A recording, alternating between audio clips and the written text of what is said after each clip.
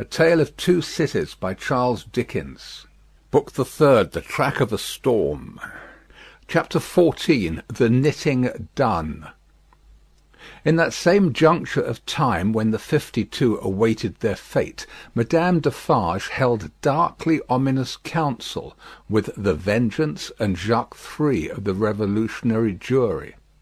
Not in the wine-shop did Madame Defarge confer with these ministers, but in the shed of the wood sawyer, erst a mender of roads.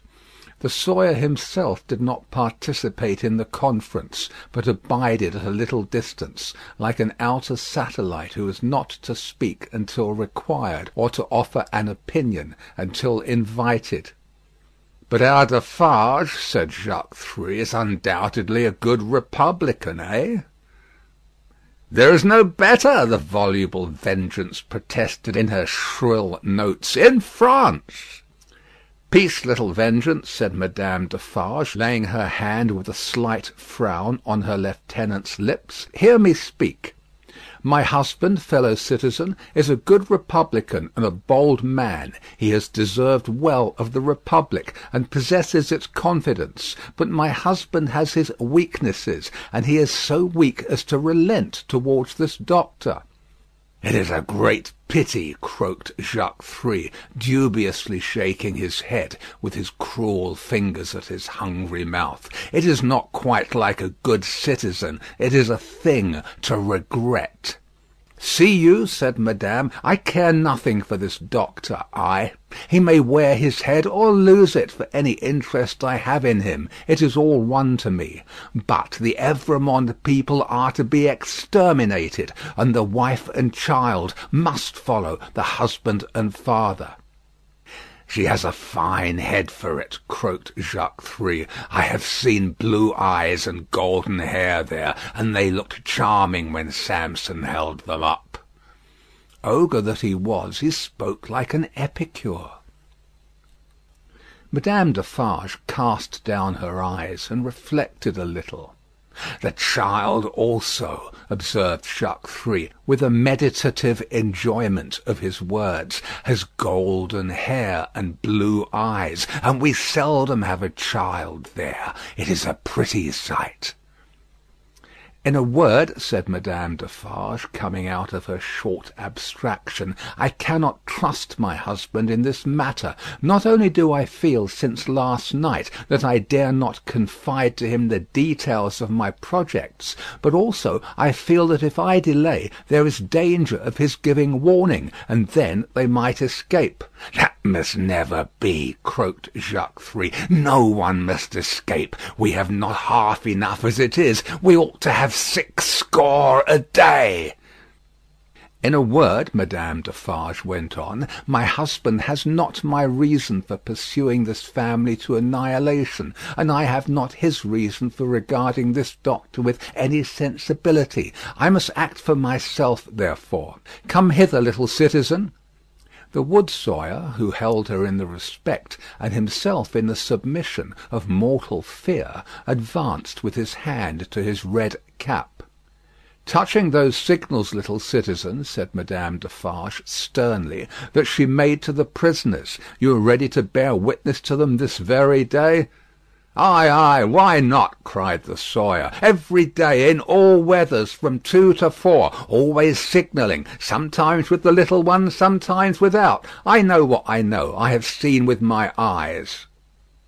He made all manner of gestures while he spoke, as if in incidental imitation of some few of the great diversity of signals that he had never seen. "Clearly plots," said Jacques Three, "transparently." "There is no doubt of the jury?" inquired Madame Defarge, letting her eyes turn to him with a gloomy smile. "Rely upon the patriotic jury, dear citizeness. I answer for my fellow jurymen." "Now let me see," said Madame Defarge, pondering again. "Yet once more. Can I spare this doctor to my husband? I have no feeling either way. Can I spare him?" "He would count as one head," observed Jacques Three, in a low voice. "We really have not heads enough. It would be a pity, I think." "He was signalling with her when I saw her," argued Madame Defarge. "I cannot speak of one without the other, and I must not be silent, and trust the case wholly to him, this little citizen here, for I am not a bad witness." The Vengeance and Jacques Three vied with each other in their fervent protestations that she was the most admirable and marvellous of witnesses. The little citizen, not to be outdone, declared her to be a celestial witness. "He must take his chance," said Madame Defarge. "No, I cannot spare him. You are engaged at 3 o'clock. You are going to see the batch of to-day executed. You?"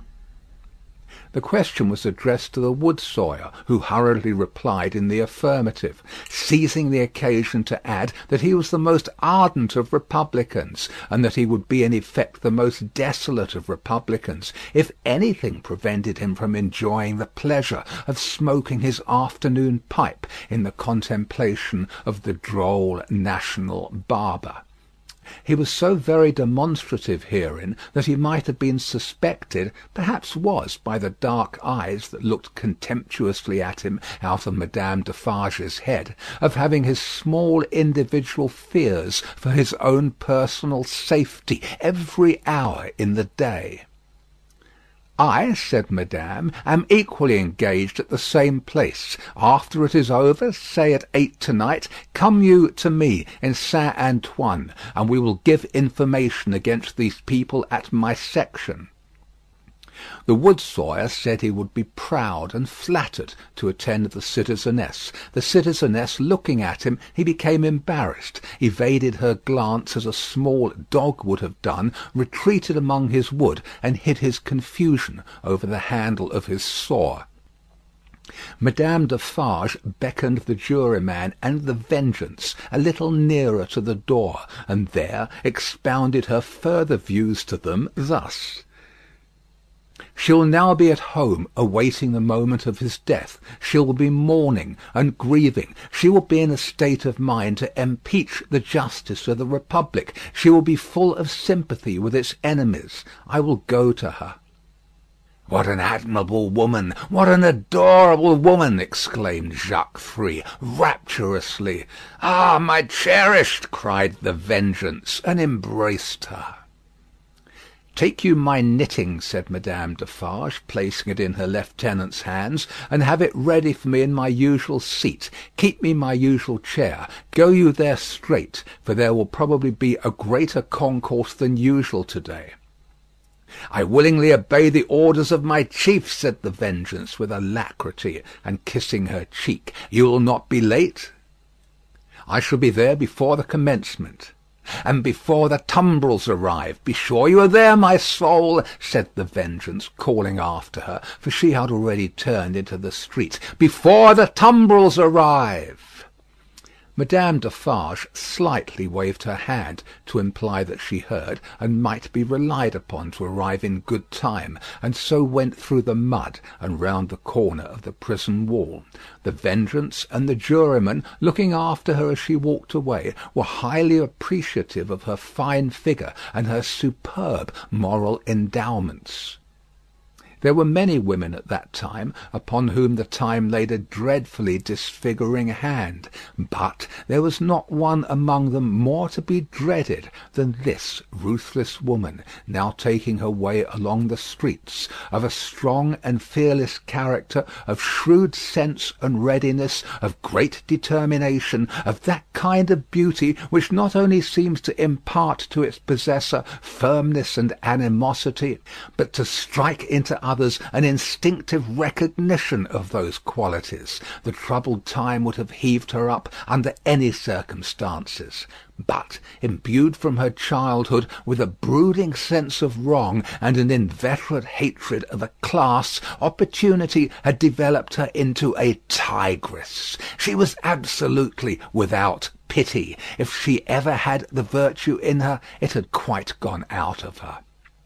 It was nothing to her that an innocent man was to die for the sins of his forefathers. She saw not him, but them.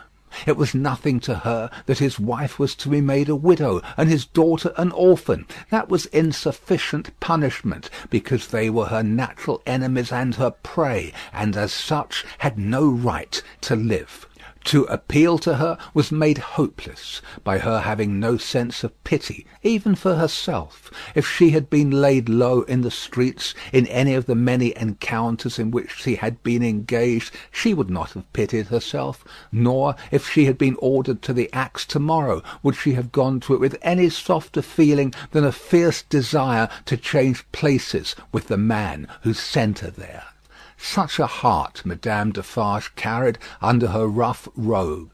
Carelessly worn, it was a becoming robe enough in a certain weird way, and her dark hair looked rich under her coarse red cap. Lying hidden in her bosom was a loaded pistol. Lying hidden at her waist was a sharpened dagger.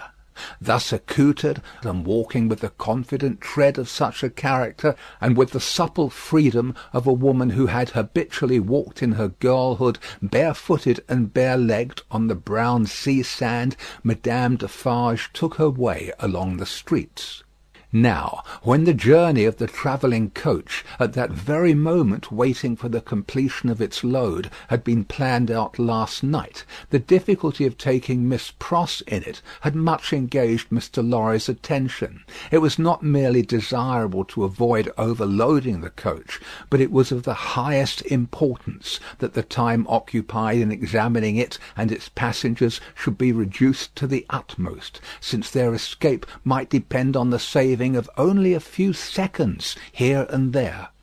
Finally, he had proposed, after anxious consideration, that Miss Pross and Jerry, who were at liberty to leave the city, should leave it at 3 o'clock in the lightest wheeled conveyance known to that period. Unencumbered with luggage, they would soon overtake the coach, and, passing it and preceding it on the road, would order its horses in advance, and greatly facilitate its progress during the precious hours of the night, when delay was the most to be dreaded. Seeing in this arrangement the hope of rendering real service in that pressing emergency, Miss Pross hailed it with joy. She and Jerry had beheld the coach start, had known who it was that Solomon brought, had passed some 10 minutes in tortures of suspense, and were now concluding their arrangements to follow the coach, even as Madame Defarge, taking her way through the streets, now drew nearer and nearer to the else deserted lodging in which they held their consultation. "Now what do you think, Mr. Cruncher?" said Miss Pross, whose agitation was so great that she could hardly speak, or stand, or move, or live. "What do you think of our not starting from this courtyard? Another carriage having already gone from here to-day, it might awaken suspicion." "My opinion, miss," returned Mr. Cruncher, "is as you are right. Likewise what I'll stand by you, right or wrong." "I am so distracted with fear and hope for our precious creatures," said Miss Pross, wildly crying, "that I am incapable of forming any plan. Are you capable of forming any plan, my dear good Mr. Cruncher?" "Respecting the future sphere of life, miss," returned Mr. Cruncher, "I hope so. Respecting any present use of this here blessed old head of mine, I think not. Would you do me the favour, miss, to take notice of 2 promises and wows, what it is my wishes fur to record in this here crisis?" "Oh, for gracious sake," cried Miss Pross, still wildly crying, "record them at once, and get them out of the way like an excellent man." "First," said Mr. Cruncher, who was all in a tremble, and who spoke with an ashy and solemn visage, "them poor things well out of this. Never no more will I do it. Never no more." "I am quite sure, Mr. Cruncher," returned Miss Pross, "that you will never do it again, whatever it is, and I beg you not to think it necessary to mention more particularly what it is." "No, miss," returned Jerry, "it shall not be named to you. Second, them poor things well out of this, and never no more will I interfere with Mrs. Cruncher's flopping. Never no more." "Whatever housekeeping arrangement that may be," said Miss Pross, striving to dry her eyes and compose herself, "I have no doubt it is best that Mrs. Cruncher should have it entirely under her own superintendence. Oh, my poor darlings!" "I go so far as to say, miss, moreover," proceeded Mr. Cruncher, with a most alarming tendency to hold forth as from a pulpit, "and let my words be took down, and took to Mrs. Cruncher through yourself, that what my opinions respectin' flopping has undergone a change, and that what I only hope with all my heart as Mrs. Cruncher may be a flopping at the present time." There, I hope she is, my dear man," cried the distracted Miss Pross, "and I hope she finds it answering her expectations." "Forbid it," proceeded Mr. Cruncher, with additional solemnity, additional slowness, and additional tendency to hold forth and hold out, "as anything what I have ever said or done should be wisited on my earnest wishes for them poor creeturs now.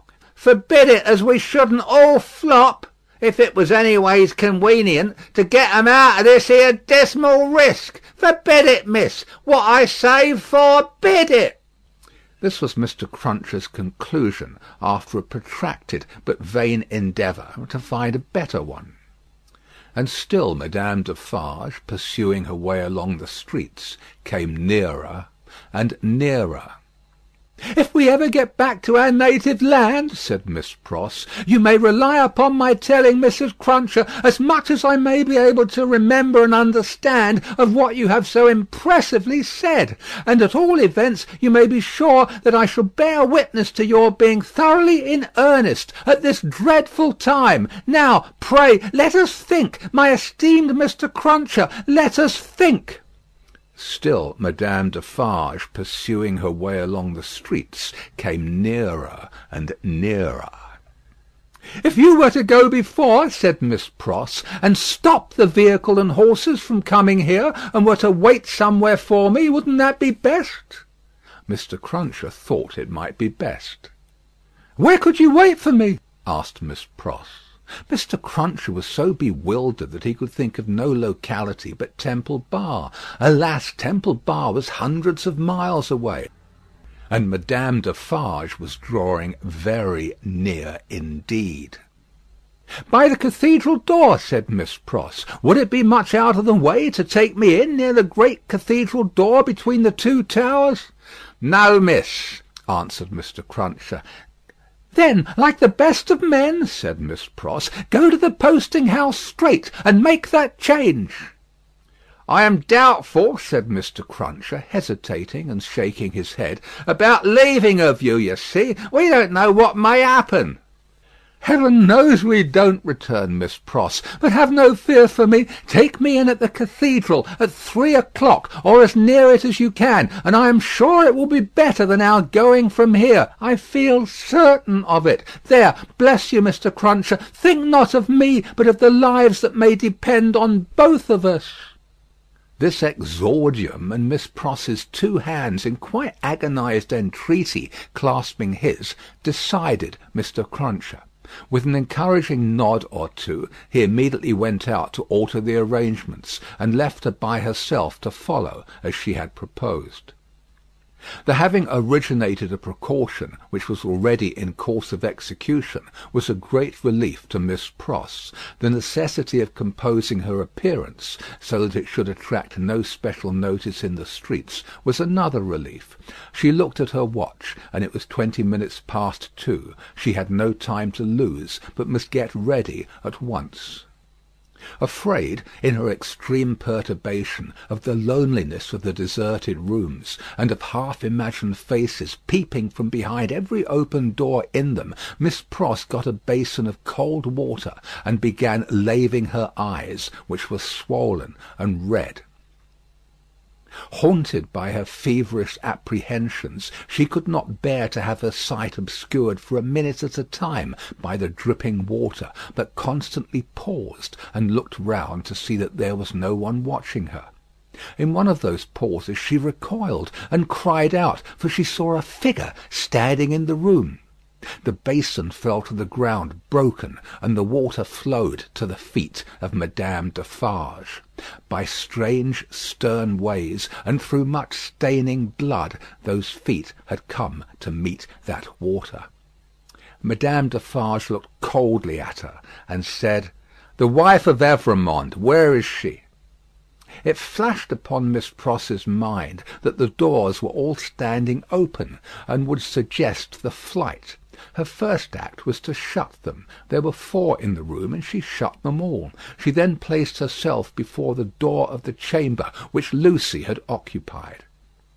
Madame Defarge's dark eyes followed her through this rapid movement, and rested on her when it was finished. Miss Pross had nothing beautiful about her. Years had not tamed the wildness or softened the grimness of her appearance, but she too was a determined woman in her different way, and she measured Madame Defarge with her eyes, every inch. "You might from your appearance be the wife of Lucifer," said Miss Pross in her breathing. "Nevertheless, you shall not get the better of me. I am an Englishwoman." Madame Defarge looked at her scornfully, but still with something of Miss Pross's own perception that they two were at bay. She saw a tight, hard, wiry woman before her, as Mr. Lorry had seen in the same figure a woman with a strong hand in the years gone by. She knew full well that Miss Pross was the family's devoted friend. Miss Pross knew full well that Madame Defarge was the family's malevolent enemy. "On my way yonder," said Madame Defarge, with a slight movement of her hand towards the fatal spot, "where they reserve my chair and my knitting for me, I am come to make my compliments to her in passing. I wish to see her." "I know that your intentions are evil," said Miss Pross, "and you may depend upon it I'll hold my own against them." Each spoke in her own language. Neither understood the other's words. Both were very watchful, and intent to deduce from look and manner what the unintelligible words meant. "It will do her no good to keep herself concealed from me at this moment," said Madame Defarge. "Good patriots will know what that means. Let me see her. Go tell her that I wish to see her. Do you hear?" "If those eyes of yours were bed winches," returned Miss Pross, "and I was an English four-poster, they shouldn't loose a splinter of me. No, you wicked foreign woman, I am your match." Madame Defarge was not likely to follow these idiomatic remarks in detail, but she so far understood them as to perceive that she was set at naught. "Woman imbecile and pig-like," said Madame Defarge, frowning. "I take no answer from you. I demand to see her. Either tell her that I demand to see her, or stand out of the way of the door and let me go to her." This with an angry explanatory wave of her right arm. "I little thought," said Miss Pross, "that I should ever want to understand your nonsensical language, but I would give all I have, except the clothes I wear, to know whether you suspect the truth or any part of it." Neither of them for a single moment released the other's eyes. Madame Defarge had not moved from the spot where she stood when Miss Pross first became aware of her, but she now advanced one step. "I am a Briton," said Miss Pross. "I am desperate. I don't care an English twopence for myself. I know that the longer I keep you here, the greater hope there is for my ladybird. I'll not leave a handful of that dark hair upon your head if you lay a finger on me." Thus Miss Pross, with a shake of her head and a flash of her eyes between every rapid sentence, and every rapid sentence a whole breath. Thus Miss Pross, who had never struck a blow in her life. But her courage was of that emotional nature that it brought the irrepressible tears into her eyes. This was a courage that Madame Defarge so little comprehended as to mistake for weakness. "Ha, ha!" she laughed. "You poor wretch! What are you worth? I address myself to that doctor." Then she raised her voice and called out, "Citizen Doctor, wife of Evrémonde, child of Evrémonde, any person but this miserable fool, answer the Citizeness Defarge." Perhaps the following silence, perhaps some latent disclosure in the expression of Miss Pross's face, perhaps a sudden misgiving, apart from either suggestion, whispered to Madame Defarge that they were gone. 3 of the doors she opened swiftly, and looked in. "Those rooms are all in disorder. There has been hurried packing. There are odds and ends upon the ground. There is no one in that room behind you. Let me look." "Never," said Miss Pross, who understood the request as perfectly as Madame Defarge understood the answer. "If they are not in that room, they are gone, and can be pursued and brought back," said Madame Defarge to herself. "As long as you don't know whether they are in that room or not, you are uncertain what to do," said Miss Pross to herself. "And you shall not know that if I can prevent your knowing it; and know that or not know that, you shall not leave here while I can hold you. I have been in the streets from the first. Nothing has stopped me. I will tear you to pieces, but I will have you from that door," said Madame Defarge. "We are alone at the top of a high house in a solitary courtyard. We are not likely to be heard, and I pray for bodily strength to keep you here, while every minute you are here is worth 100,000 guineas to my darling," said Miss Pross. Madame Defarge made at the door. Miss Pross, on the instinct of the moment, seized her round the waist in both her arms, and held her tight. It was in vain for Madame Defarge to struggle and to strike. Miss Pross, with the vigorous tenacity of love, always so much stronger than hate, clasped her tight, and even lifted her from the floor in the struggle that they had. The 2 hands of Madame Defarge buffeted and tore her face, but Miss Pross, with her head down, held her round the waist, and clung to her with more than the hold of a drowning woman. Soon Madame Defarge's hand ceased to strike, and felt at her encircled waist. "It is under my arm," said Miss Pross in smothered tones. "You shall not draw it. I am stronger than you. I bless Heaven for it. I hold you till one or other of us faints or dies." Madame Defarge's hands were at her bosom. Miss Pross looked up, saw what it was, struck at it, struck out a flash and a crash, and stood alone, blinded with smoke. All this was in a second. As the smoke cleared, leaving an awful stillness, it passed out on the air, like the soul of the furious woman whose body lay lifeless on the ground. In the first fright and horror of her situation, Miss Pross passed the body as far from it as she could, and ran down the stairs to call for fruitless help. Happily, she bethought herself of the consequences of what she did in time to check herself and go back. It was dreadful to go in at the door again, but she did go in, and even went near it to get the bonnet and other things that she must wear. These she put on out on the staircase, first shutting and locking the door and taking away the key. She then sat down on the stairs a few moments to breathe and to cry, and then got up and hurried away. By good fortune she had a veil on her bonnet, or she could hardly have gone along the streets without being stopped.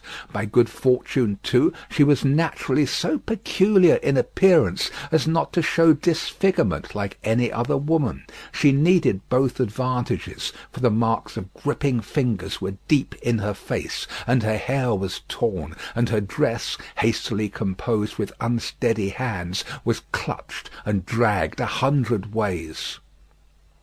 In crossing the bridge she dropped the door key in the river. Arriving at the cathedral some few minutes before her escort, and waiting there, she thought, what if the key were already taken in a net? What if it were identified? What if the door were opened and the remains discovered? What if she were stopped at the gate, sent to prison, and charged with murder? In the midst of these fluttering thoughts, the escort appeared, took her in, and took her away.